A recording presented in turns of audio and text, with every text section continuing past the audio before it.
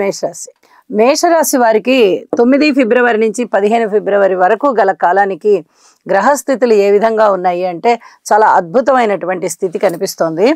ద్వితీయంలో గురుగారు, తృతీయంలో చంద్ర కుజులు, షష్టంలో కేతువు, అలాగే దశమ స్థానంలో రవి, ఏకాదశంలో శనిగారు, ద్వాదశంలో శుక్రాచార్యుల వారు.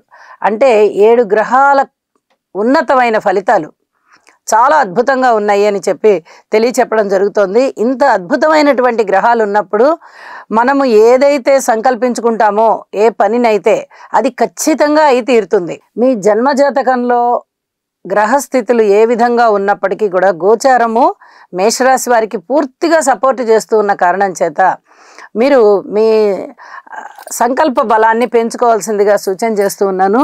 ఇక వాక్కు చాలా బాగుంటుంది, సంపదలు పెరుగుతాయి, అభివృద్ధికరంగా ఉంటుంది, ఆదాయం పెరుగుతుంది.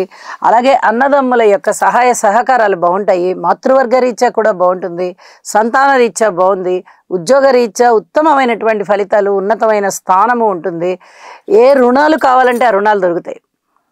ఎంత పరిమాణంలో మీకు కావాలి